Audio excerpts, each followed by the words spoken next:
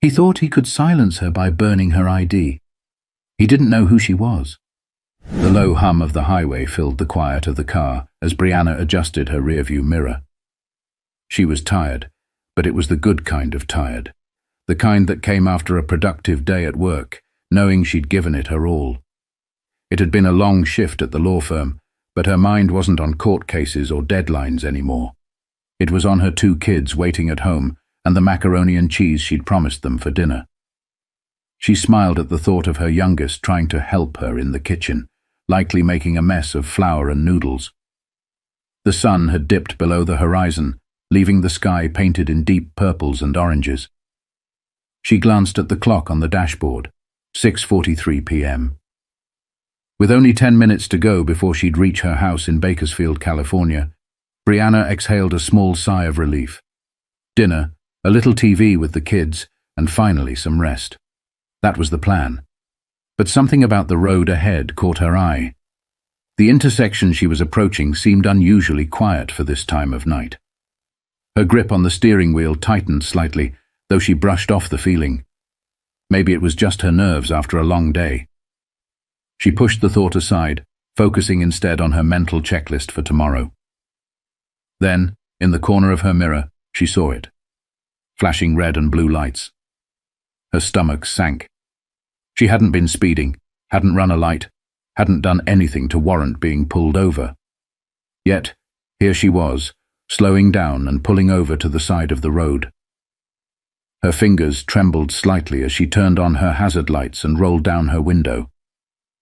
Brianna wasn't new to being stopped by the police. She'd had her fair share of random checks before.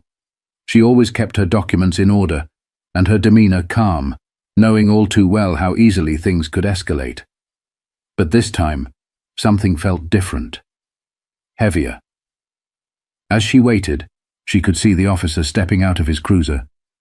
His figure was silhouetted against the flashing lights, his movements deliberate and slow. Brianna took a deep breath, steadying herself for whatever was about to come. But the way he approached her car, with that deliberate slowness, sent a ripple of unease through her. The officer approached Brianna's car with measured steps, his flashlight pointed directly at her face. She squinted against the glare, trying to maintain her composure as he stopped by her window. He didn't speak right away, letting the silence hang in the air before finally asking, "License and registration?" His voice was flat, devoid of any warmth or professionalism.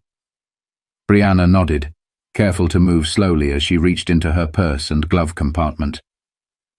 She handed him the documents, her hands steady despite the uneasy feeling creeping up her spine. "Here you go, officer," she said, her voice calm and respectful. He barely glanced at her before taking the papers and retreating to his cruiser. Brianna exhaled, her fingers gripping the steering wheel tightly. She watched him through her side mirror as he lingered in his car, longer than seemed necessary. Minutes ticked by, and the tension in her chest grew heavier with each passing second. When he finally returned, his demeanor had shifted. His posture was rigid, his expression hard. He waved her ID in the air, his brow furrowed. "This doesn't look right," he said, his tone accusatory. "Are you sure this is yours?" Brianna blinked, confused. "Yes, sir, that's my ID," she replied, her voice steady but tinged with disbelief. "It's valid and up to date.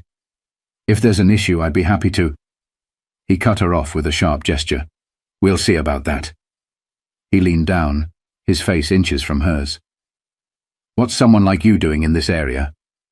Her heart skipped a beat. "Someone like me?" she echoed, her voice softer now.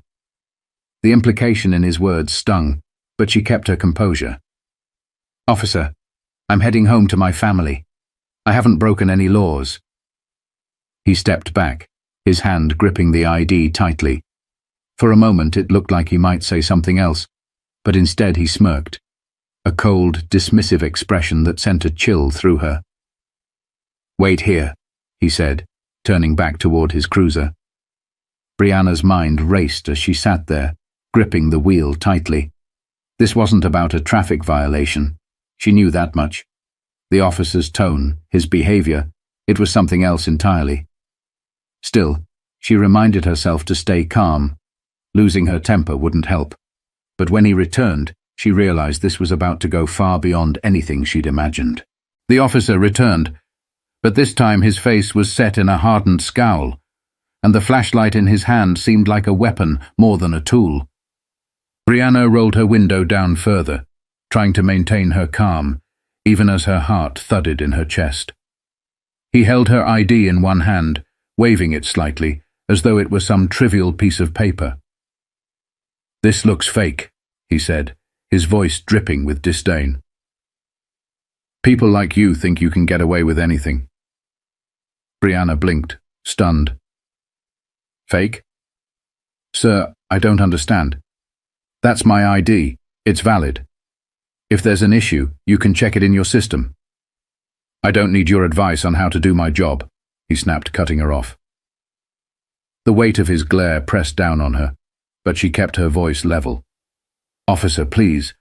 I'm not trying to—" Before she could finish, he raised his hand, holding her ID between his fingers like it was trash. Then, to her absolute horror, he pulled a lighter from his pocket. Brianna's breath caught as she realized what was about to happen. "Maybe this'll teach you a lesson," he sneered. In one fluid motion, he flicked the lighter, and the small flame danced dangerously close to her ID. "Wait, you can't," Brianna started, her voice rising, but it was too late. The flame caught the edge of the card, and within seconds it was curling and blackening in his hand. The acrid smell of burning plastic filled the air as he dropped the charred remains onto the pavement at her feet. Brianna stared, frozen in disbelief. Her voice came out in a whisper, trembling with a mix of shock and anger. "Why would you do that?" The officer smirked again, his expression smug and unapologetic.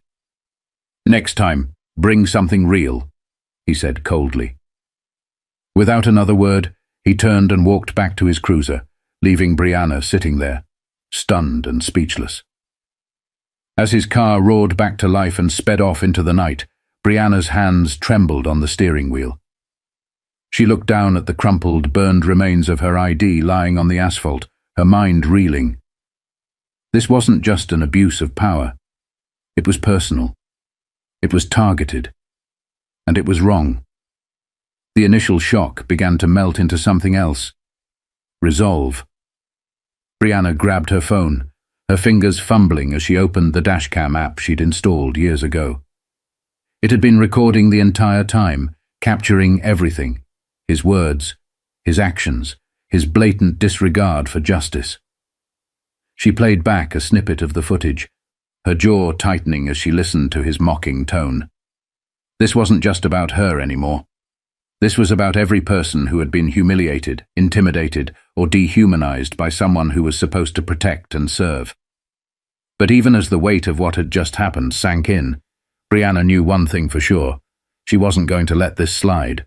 Brianna sat in her car for a moment, the silence pressing heavily around her. Her mind was racing, but her actions were deliberate. She picked up her phone and dialed the first number that came to mind. "Elliot, it's me," she said, her voice steady despite the whirlwind of emotions inside her.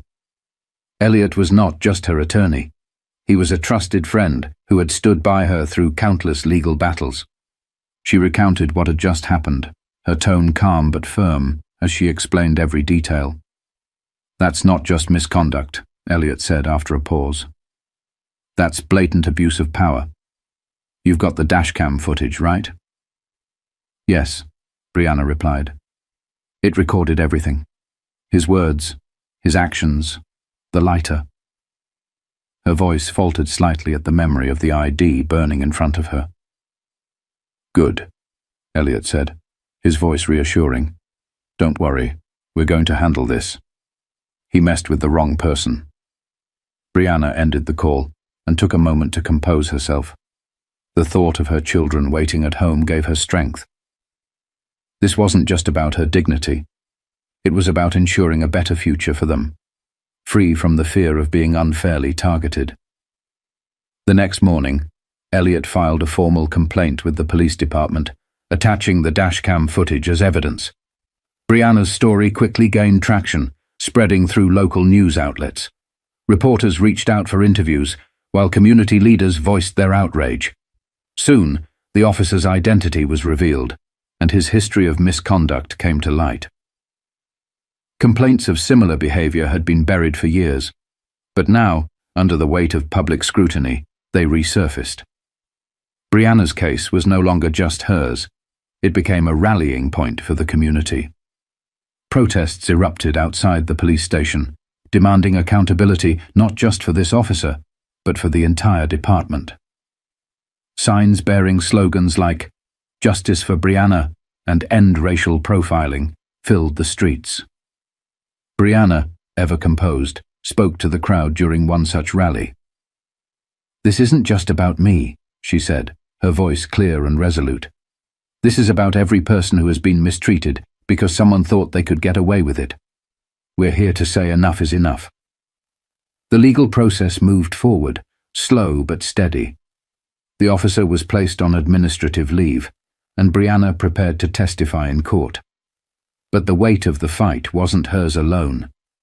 Support poured in from strangers, civil rights organizations, and even other law enforcement officers who condemned the abuse of power.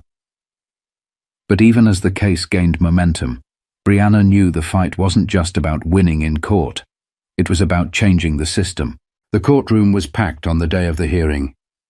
Brianna sat at the witness stand, her head held high, as she recounted the events of that night with clarity and poise.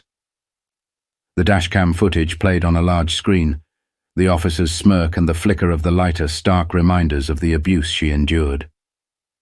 Gasps rippled through the room as the recording reached its crescendo, the ID burning in his hand and his mocking words echoing in the silent chamber. When the officer's defense tried to argue that his actions were misjudged but not malicious, Brianna's attorney countered with the hard facts. A pattern of complaints against the officer, his disregard for protocol, and the undeniable footage of his actions. The jury deliberated for hours, but the verdict was clear: guilty of misconduct and abuse of authority. The officer was dismissed from the force, and the department issued a formal apology to Brianna. Yet for her, this victory was only part of the larger battle. She used the settlement she received to establish a legal aid fund for victims of racial profiling, ensuring that others who found themselves in her position wouldn't have to face it alone. The case sparked a nationwide conversation about the unchecked power of law enforcement. Brianna was invited to speak on panels, her voice becoming a beacon for change.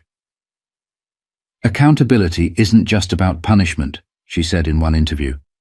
"It's about rebuilding trust. It's about ensuring that no one else has to experience what I did." Months later, Brianna drove down that same stretch of road, this time with her kids in the back seat. Her youngest was singing off-key to a song on the radio, and her oldest was telling a story about school. As they passed the intersection where it all happened, she glanced at the spot briefly, then focused back on the road ahead. She'd turned that moment of humiliation into a movement for justice, and that thought gave her peace. To those watching, Brianna's story isn't just a tale of one woman's resilience, it's a call to action. It's a reminder that silence allows injustice to thrive, but one voice, backed by determination, can create waves of change. If her story moved you, take a moment to think about how you can make a difference in your own community. Whether it's supporting organizations fighting for justice, holding those in power accountable, or simply educating yourself, every action matters. Don't forget to subscribe for more stories that inspire change and spark important conversations. Together, we can create a better world.